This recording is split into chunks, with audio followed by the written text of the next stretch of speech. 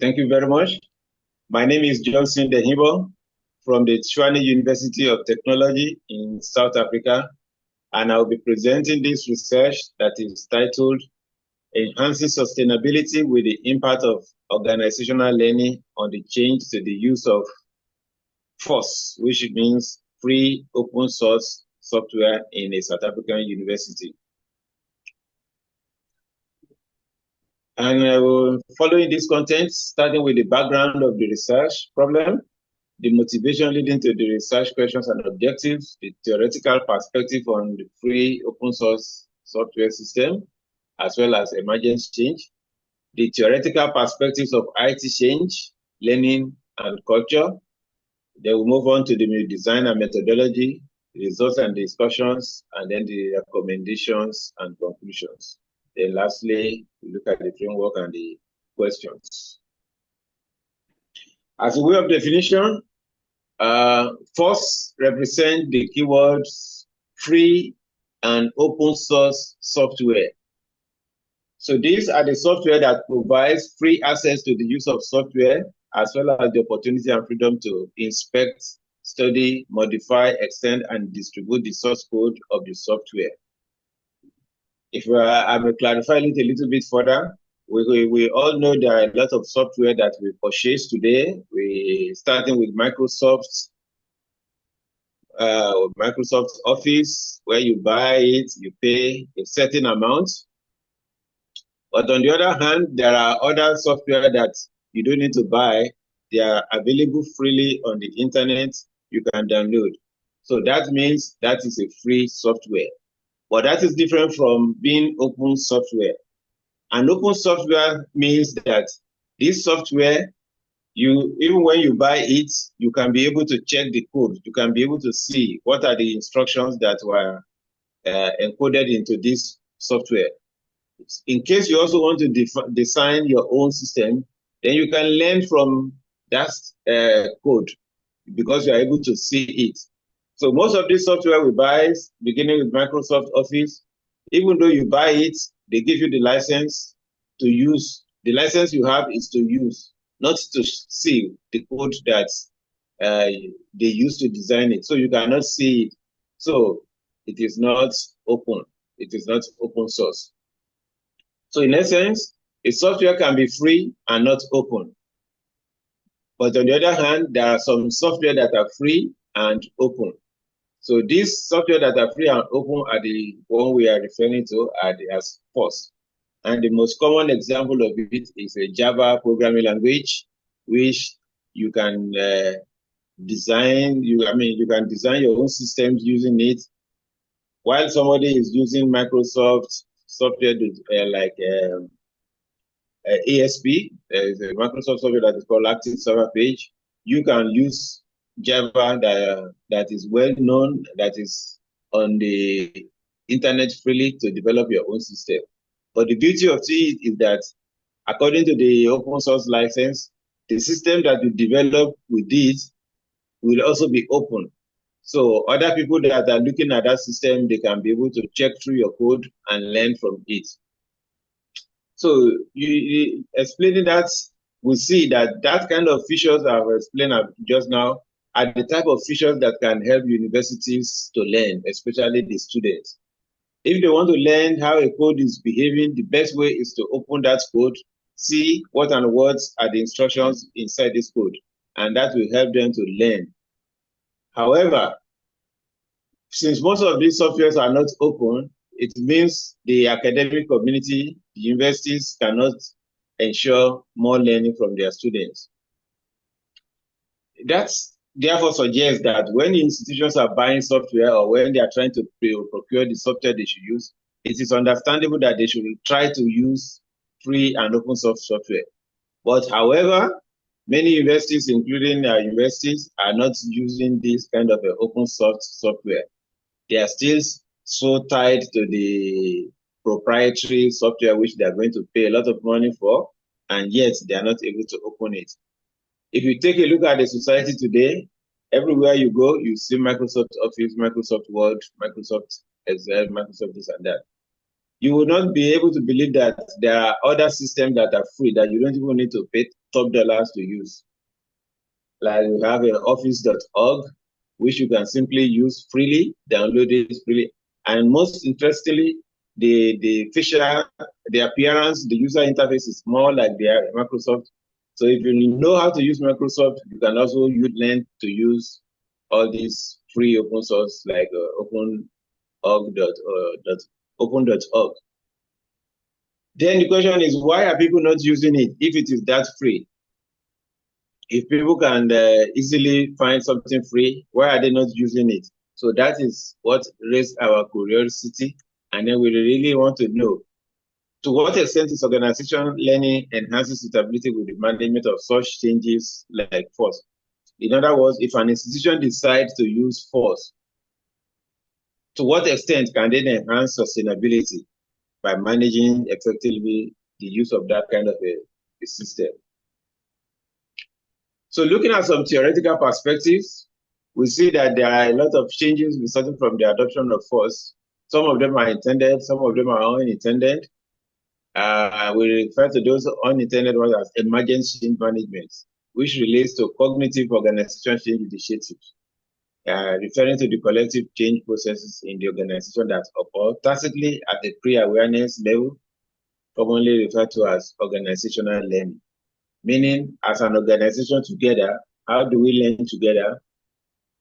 Especially when we talk of this type of software, how do we ensure that whatever I know is passed on to another lecturer successfully? So as an organization. So this also embraces learning aimed at positively shaping organizational culture. What is the culture of learning in that organization? And benefits from ICT are only likely when accompanied with appropriate management skills.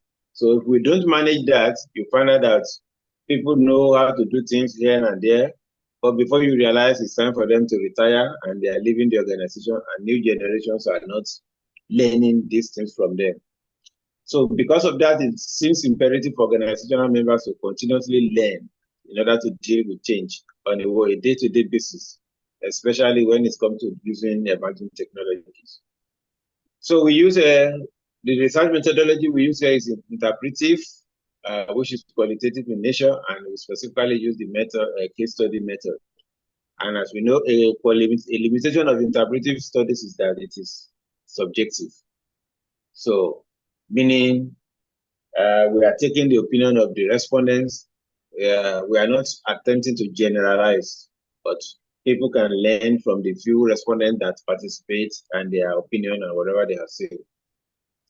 We also have a little bit of action research because we decide to take some actions in order to rectify some situations which we think we can do. For example, in our situation where we saw that organizational learning is low in some areas, we decided to develop some websites containing web pages that can assist towards that organizational learning.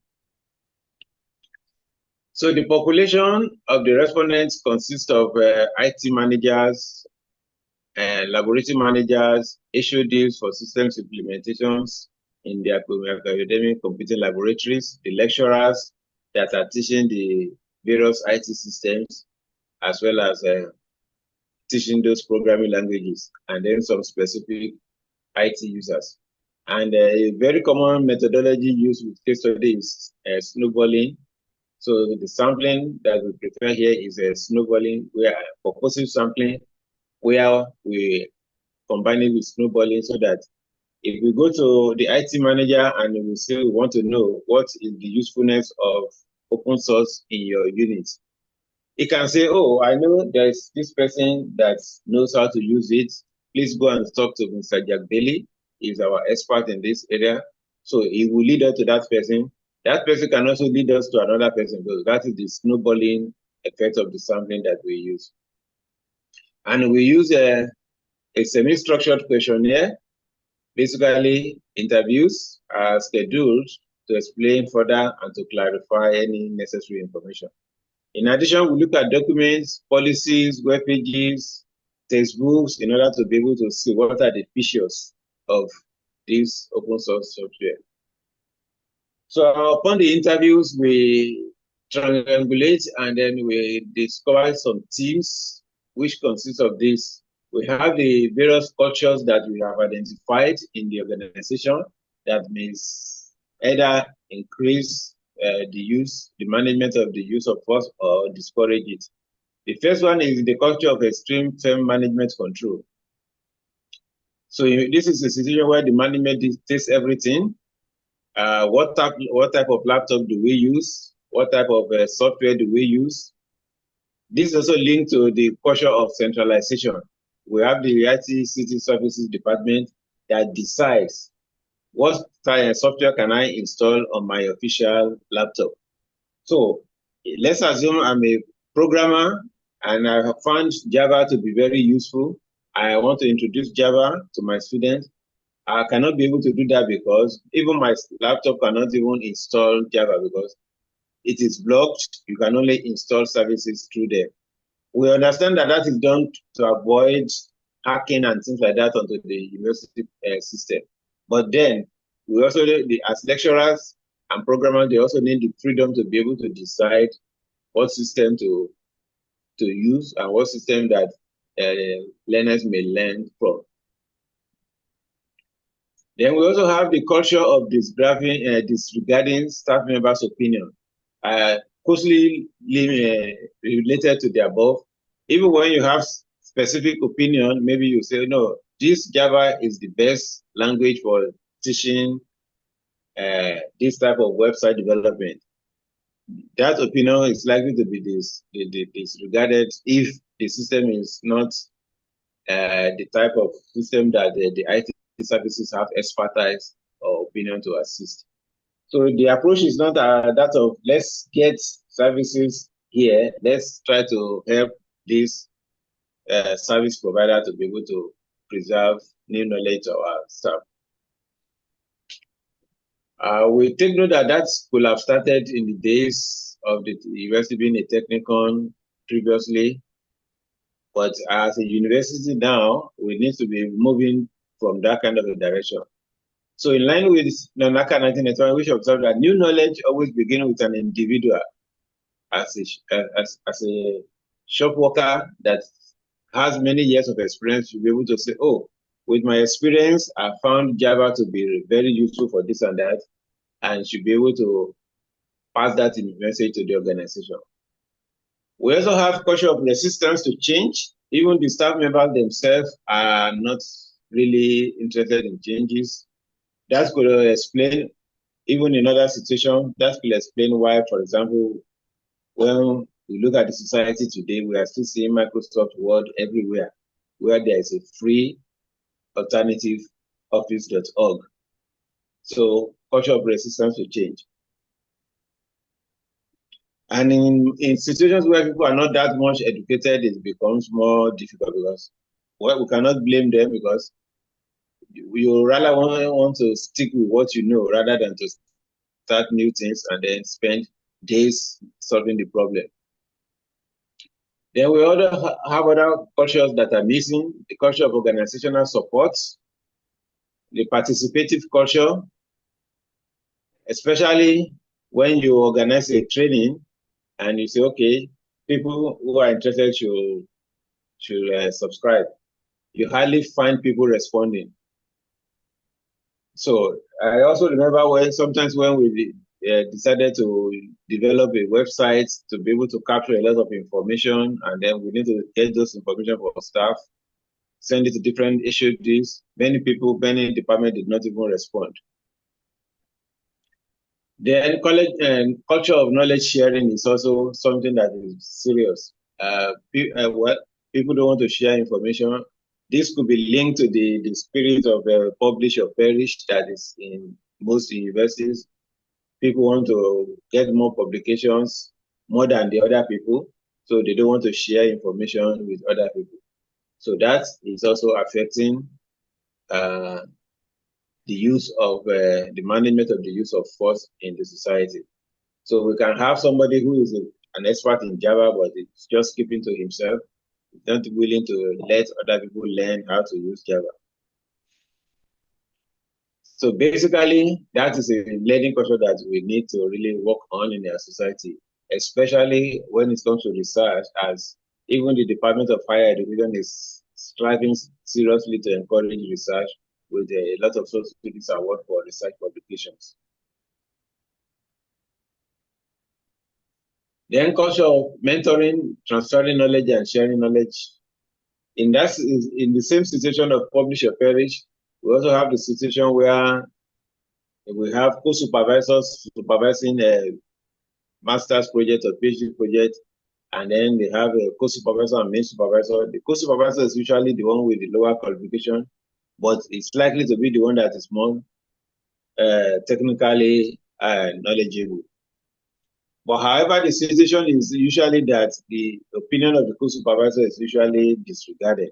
Sometimes even the meeting are organized with the students without the co-supervisor being present.